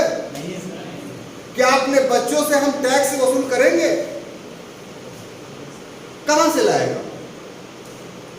ये कमाएगा तब ना, तभी कहाँ कमा रहा है। अभी आप मोटरसाइकिल से आते हैं, कितने प्रकार का टैक्स देते हैं? जब लिए होंगे तब 5,000, हर साल इंश्योरेंस में 1,200, लाइसेंस बनाए तब 6,000, उसके बाद पेट्रोल लेने जाइए तो उस पर टैक्स है सर, टोल टैक्स कहीं पर है तो बहुत सारे टोल टैक्स में भी 2 व्हीलर में पैसा लगता है। तो इतनी आय है आपकी तो मत आइए कल से बाइक से कुछ। You have no right to come here by the bike, क्योंकि आपकी कोई आय नहीं है, आप झूठ मूठ का फुटानी कर रहे हैं। ऐसा इसलिए कहा जा रहा है साहब कि ये सब राजरूपी मां को करना था। किसको? राजरूपी। शुरू में आपको लगता होगा 80 की बात है, लेकिन ये फैक्ट। अब देखिए न्याय, जस्टिस, कैसा जस्टिस? तो सामाजिक, आर्थिक और राजनीतिक, ये राइट्स है। न्याय का मतलब क्या है? राइट्स। तो राजनीतिक के अधिकार तो आपको मिल गया, मिला कि नहीं मिला? कैसे मिला? वोट डालने का, इलेक्शन में खड़े होने का, भले हार जाए अलग बात, MP MLA बनने का, नहीं बने कोई बात नहीं, लेकिन राइट तो है। इसलिए राजनीतिक अधिकार आपको मिल गया। क्या सामाजिक और आर्थिक अधिकार मिला? जब देश आजाद हुआ था तो महात्मा गांधी ने एक स्टेटमेंट दिया किया, उस स्टेटमेंट को सुनिए और समझिए। कहा था कि अभी हम पूर्ण आजाद नहीं हुए, अभी हम आधे आजाद हुए। कहा क्यों? उसकी आजादी का मतलब होता है राजनीतिक, सामाजिक और आर्थिक स्वतंत्रता, यह अधिकार। तो जो राजनीतिक अधिकार था, वो जो गवर्न किए हुए था इस अधिकार था, वो अंग्रेज, उनको हमने भगा दिया, राजनीतिक अधिकार हमको मिल गया। लेकिन जो सामाजिक और आर्थिक अधिकार है, उसके गवर्न करता अंग्रेज नहीं, उसका गवर्न करता भारत के लोग, यानी भारत के लोग, भारत के लोगों का सामाजिक और आर्थिक अधिकार का गवर्न किए हुए। कैसे गवर्न किए हुए?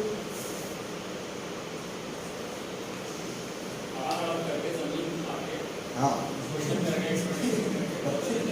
बहुत सारे हैं। सामाजिक आधार पर कैसे गवर्न किए हुए? आप किसको नीचे किए हैं? नहीं किए हैं।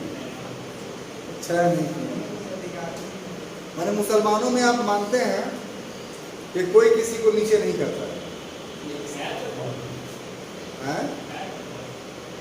तो दो बात काहे बोलते हैं? एक बात बोलता है कि क्लास को हम आगे बढ़ाएं। मेरा मानना ये सर, ऐसी नहीं होनी चाहिए, बाकी एग्जिस्ट करती है। नहीं होनी चाहिए, एग्जिस्ट करती है। तो दो ही बात करते हैं। बात एक कहेगा तब ना हम कुछ आगे बढ़ेंगे। बोलिए कि मुसलमानों में जात पात एग्जिस्ट नहीं करता, तो फिर कहानी आगे बढ़ते हैं। बोलिए कि एग्जिस्ट करता है, तो फिर इसका मामला दूसरा हो जाए। दोनों बात को नहीं बोल सकते। आप लोग का क्या विचार है? करता है? एकदम कस के बोले। आप लोग क्या? मुसलमान में जात पात है? है। तो आप लोग से एक्सेप्ट इसलिए करवाए इस बात को कि ये हमारे देश के संस्कृति है, कल्चर है। अगर आप बोल देते कि हमारे देश में जात पात नहीं है, तो ये एकदम दिन दहाड़े झूठ बोलने का डकैती होता है, या अंधेरे में रहकर गोलगप्पा खाना होता है कि खाना होता है मुंह में, खा लिया नाक। बात समझे? तो अच्छा हुआ आप सबों ने एक्सेप्ट कर लिया कि हम लोग जात पात मानने वाले हैं, बैकवर्ड फॉरवर्ड मानने वाले हैं, और जरा हमसे संभल करके मिला कीजिए। तो गांधी जी ने कहा कि ये जो भारत के लोग एक दूसरे का सामाजिक और आर्थिक अधिकार छीने हुए हैं, जब तक इससे आजादी नहीं मिलेगी तब तक देश आजाद नहीं बनेगा। गांधी जी संविधान सभा के सदस्य नहीं थे, पता है कि नहीं आपको? वही एकमात्र ऐसे व्यक्ति थे नेताओं में जो संविधान सभा के सदस्य नहीं थे। लेकिन संविधान सभा में उनके इस वक्तव्य को सारे लोगों ने कहा कि हाँ सच है, चाहे वो संविधान सभा में दक्षिणपंथी हो चाहे वामपंथी हो, सबों ने कहा कि हाँ अभी हमारा देश आज़ाद नहीं हुआ है। देश आज़ाद उस समय माना जाएगा जब ये सामाजिक और आर्थिक रूप में भी स्वतंत्र हो, और इसके हननकर्ता जो है और कोई दूसरे नहीं, हर भारतीय एक दूसरे का। आर्थिक रूप से आय में असमानता है, सामाजिक रूप से जाति पाति का व्यवस्था है। तो ये जब तक खत्म नहीं होगा, आय में असमानता खत्म नहीं होगी, जाति पाति खत्म नहीं होगी, तब तक हम नहीं कहेंगे कि सामाजिक और आर्थिक रूप से भारत में आजादी मिली है। तो न्याय का मतलब क्या है, जस्टिस का मतलब क्या है कि सामाजिक, आर्थिक और राजनीतिक रूप से न्याय देना। तो वोट के लिए कोई नहीं रोकता, इलेक्शन खड़ा होने के लिए कोई नहीं रोकता, लेकिन अरे चमरवा हमारे घर में मत घुस जरूर होगी। आप बिलो पॉवर्टी लाइन है, कृपया कर हमारी शादी में ना आए, क्योंकि अच्छा गिफ्ट लेके नहीं है, दावत नहीं। तो ये सब जो समाज में कृत होता है, उससे इकोनॉमिकली और सोशली डिस्पैरिटी बढ़ती चली जाती है। आपने अपनी बेटी की शादी खूब धूमधाम से की, तो आपके लिए वो अधिकार हुआ, दूसरे के लिए अधिकार छीनना हुआ। जिसके पास वो उस तरह की शादी करने का अधिकार शक्ति नहीं है, तो उसका अधिकार छीन लिया इनडायरेक्ट। नहीं समझ रहे, समझ रहे हैं? तो इस तरीके से साहब ये इकोनॉमिक और सोशल जो इक्वालिटी है, जो राइट है, जो जस्टिस है, वो हमारे देश में भी पूर्ण रूप से स्थापित नहीं हुआ है। हाँ, कुछ हुआ है, ऐसा नहीं कहा है कि जो 1947 में हालात थे वही है, बहुत इम्प्रूव हुआ है, लेकिन 100% वो नहीं पहुंचा, 100% पहुंच भी नहीं सकता है, लेकिन संतोषजनक रूप से नहीं। Satisfactory development economic and social exploitations के इंडिकेशंस में नहीं। ठीक है, अब देखिए, ये अगर इस्टेब्लिश नहीं कीजिएगा तो फिर लोकतंत्र मर जाएगा। लोकतंत्र उसके लिए होगा जिसको सारे ये अधिकार मिले हुए, जिसको ये अधिकार नहीं मिले हुए हैं उसके लिए लोकतंत्र के कोई मीनिंग नहीं। रिक्शा ठेला चलाने वाले के लिए लोकतंत्र का क्या मीनिंग? जो दिन भर में 100 रुपया कमाता है, वो तो इस चक्कर में रहता है कि आज जाके माड़ भात खिला देंगे अपने बच्चों को और कल फिर चले जाए। वो वोट भी नहीं डालता, इलेक्शन लड़ने की तो बहुत दूर की बात है। समाज भी एकदम कोना में रहता है कि नहीं भाई बाबू आपके सामने हम खड़े कैसे हो सकते, बात तो कर ही नहीं सकते। इस तरह की विषम स्थिति है कि नहीं? तो कैसे आप कह सकते हैं कि हमारे यहाँ सोशल और इकोनॉमिक इक्वालिटी है, और जब नहीं है तो लोकतंत्र की आत्मा है ना साहब। अगर आप सामाजिक, आर्थिक और राजनीतिक न्याय नहीं दे रहे हैं, इसका मतलब आपके यहाँ लोकतंत्र कमजोर है। कमजोर कैसे है कि जितना प्रतिशत कोई अधिकार प्राप्त नहीं है, उतना प्रतिशत लोकतंत्र के अधीन ही नहीं। वो एक गुलाम है, आप स्लेवरी सिस्टम उसके लिए राज किए हुए, प्रचलित किए हुए। स्वतंत्रता विचार की, अभिव्यक्ति की, विश्वास की, धर्म की और उपासना की, 5 तरह की स्वतंत्रता है। और ये सभी के सभी स्वतंत्रताएं व्यक्तित्व के विकास के लिए अनिवार्य है। किसके लिए? विकास के लिए अनिवार्य। हमको आपको एक थप्पड़ मारने का मन करता है और नहीं मार पाए तो क्या होगा? नूरैन साहब, हमको आपको एक थप्पड़ मारने का मन करता है और नहीं मारना, तो क्या होगा? नहीं होगा कैसे? रात में सपना है कि आपको हम मार रहे हैं, सपना आता है कि सिगमंड फ्रायड का ही तो थ्योरी था, जिसने कहा था कि जो आकांक्षा की पूर्ति जगे हुए में नहीं होता है, शरीर उस आकांक्षा की पूर्ति सपने में करता है। नहीं आपके साथ ऐसा होता है? सपना नहीं आता है? आता है। इसमें ऐसे कोई है जिनको सपना ना आता हो? बोलिए, बहुत अच्छी बात है। ऐसा कोई है जिसको सपना नहीं आता हो? कोई नहीं है, अच्छा हुआ बच गए। जानते हैं सपना किसको नहीं आता है? पागल को नहीं आता। बोलते तो बच जाते हैं, क्या मतलब लोग हैं इंटेलिजेंट। तो कहने का अर्थ ये है, फिर टॉपिक पे हम आते हैं कि साहब ये 5 चीजें जो है वो इंडिविजुअल मैन के लिए, व्यक्तिगत व्यक्ति के लिए, उसके व्यक्तित्व के विकास के लिए जरूरी है। अगर आपको बोलने का मन कर रहा है, कोई रोक लेता है, तो आपका व्यक्तित्व का विकास वहीं पर होता है। आपका विश्वास है किसी पर, आस्था है, और उसको नहीं कोई मिलने देता है। 2 दिल मिल रहे हैं मगर चुपके चुपके वाला मतलब। तो ऐसे हालात में जो है वो दोनों दिल जो है वो मुरझा जाते हैं, इसलिए दिलों को मिलने देना चाहिए। क्या विचार है आप? सर नहीं, जब अलग कर देना चाहिए। तानाशाही वाली बात है, हिटलर वाली। तो अगर विश्वास है कि हम मूर्ति पूजा करें तो आपको नहीं रोका जाना चाहिए, हाँ कितना भी गलत क्यों नहीं। जैसे आजर को इब्राहिम अलैहिस्सलाम नहीं रोक पाए, जबकि उनके बाप मूर्ति बनाते थे, पूछते थे, फिर भी उनको बाप मानते थे वो कि नहीं। कहते थे कि इसकी बंद कर दीजिए, लेकिन नहीं माने। मेरे बाप दादाओं के परस्तिश को तुम छुड़वा के, इसलिए विश्वास बहुत, और दोनों जीवित रहे, दोनों डेवलप किए, ऐसी बात नहीं। तो डेवलपमेंट के लिए आपके विश्वास का सम्मान करना बहुत ही जरूरी है।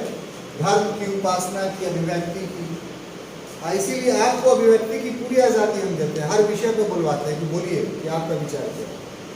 इसी से आपका डेवलपमेंट हो। अगर सब बात अपनी थोप दे आप पर, आपके दिलों में बहुत सारा विचार रहे, तो फिर ये जा करके संघर्ष होगा और दोनों खत्म हो जाए। इसलिए अनिवार्य है कि व्यक्ति को सुना जाए, समझा जाए, और तब उसका समाधान है। तो ये देश के लोकतंत्र के लिए जरूरी है, और ये व्यक्तित्व के विकास के लिए जरूरी है। कितनी सुंदर बात, कितनी खूबसूरत बात। कई बात भी खूबसूरत होता है। आप मुर्गी ला रहे हैं, दिखाइए तो बात खूबसूरत। समता किसकी? प्रतिष्ठा और अवसर की। ये समाज को शक्तिशाली बनाता है, समाज में बराबरी लाता है। प्रतिष्ठा यानी इज्जत, कहीं पर जाइए तो लोग इज्जत दें, तो इज्जत देंगे तो समाज में एक हार्मोनी का माहौल बनेगा। अगर अरे चमरवा करके बुलाएंगे तो फिर दंगा फसाद हो जाएगा, अरे मियाँ जी करके बुलाएंगे तो दंगा फसाद हो जाएगा। लेकिन आइए भाई साहब बैठिए, मौलवी साहब, तो आपका दिल बाग बाग हो जाएगा, भाईचारे की भावना का विकास होगा। तो इस तरीके से सोशल हार्मोनी ये जरूरी है। और ये तीनों जब मिल जाते हैं तब एक पीपल को राइट्स मिलता है, और जब पीपल को राइट्स मिलता है तब जो है देश शक्तिशाली बनता है। अगर पीपल को राइट्स नहीं मिलेगा तो देश शक्तिशाली नहीं बनेगा। सेना और पुलिस के बल पर कोई देश शक्तिशाली नहीं बनता है। अगर सेना और पुलिस के बल पर देश शक्तिशाली बनता तो अमेरिका और रूस अफगानिस्तान में हारता नहीं।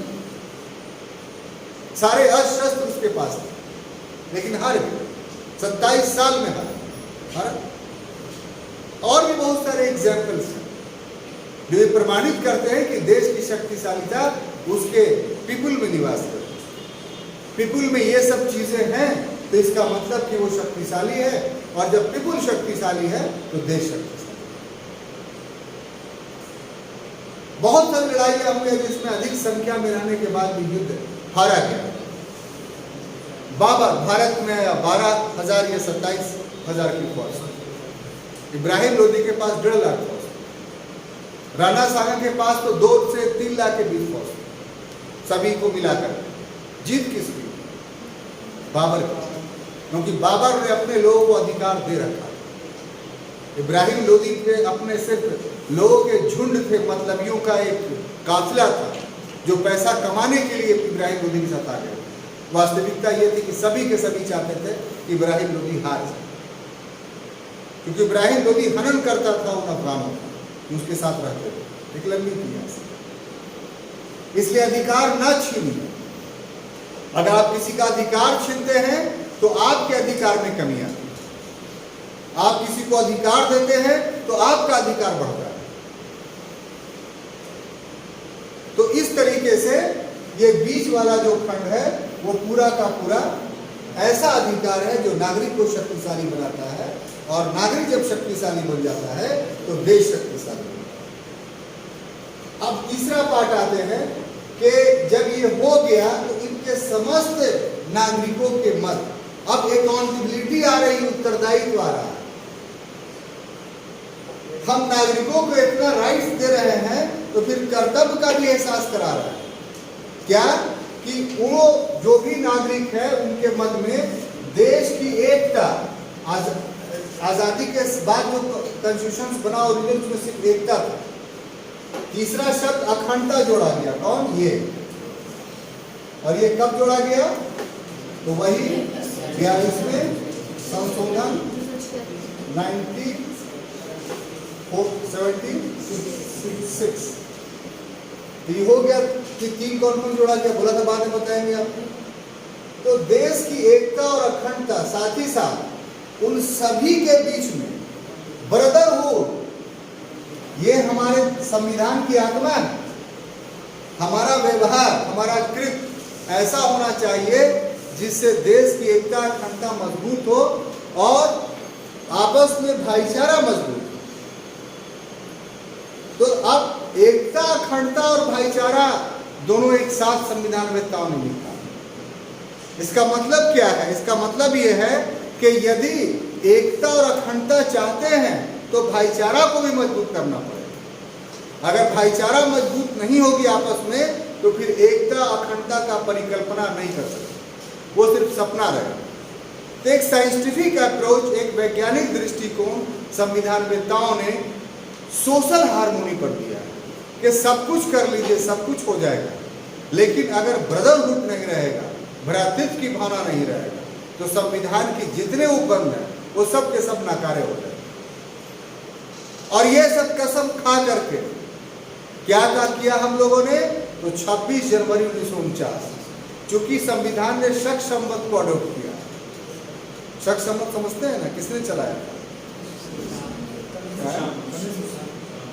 शक संवत किसने चलाया? कनिष्ठ। कब? 78 ईस्वी। तो उसी को हम लोग नेशनल कैलेंडर माने। तो 26 नवंबर 1949 शक संवत में जो लिखा जाता है वो मिति मार्च शुक्ल सप्तमी संवत 2006 विक्रमी। ये भी ऑब्जेक्टिव आता है, इसलिए इसको 10 बार लिख करके घर पर रट लीजिएगा। बात समझ में आई? को क्या करते हैं? 3 काम करते हैं। क्या? 3। सबसे पहले क्या कि अंगीकृत माने अडॉप्ट करते हैं। हम ही ने बनाया, हम इसको अडॉप्ट करते हैं। अंगीकृत का मतलब धारण करना, यानी जितने प्रोविजन है सब हम सांगोपांग सब मानते हैं। अंगीकृत करना मतलब मानते हैं। उसके बाद अधिनियमित करते हैं। अधिनियमित का मतलब क्या? कि कानून के रूप में इसको लागू करते हैं, अप्लाई करते हैं, टू अप्लाई द लॉ। और आत्मर्पित करते हैं, यानी हम खुद इस संविधान को समर्पित कर दे रहे हैं कि बाबा हम तुम्हारे अतिरिक्त और किसी की बात नहीं मानेंगे, तुम्हारे अनुरूप ही चलेंगे, ये मेरा समर्पण है, आई लव यू। ये लास्ट में बोले। तो ये क्या हुआ कि संविधान के प्रति पूरा समर्पण हुआ।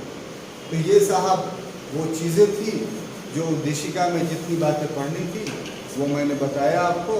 अब अगले क्लास में हम लोग भाग 1 पर चर्चा करेंगे। तब तक के लिए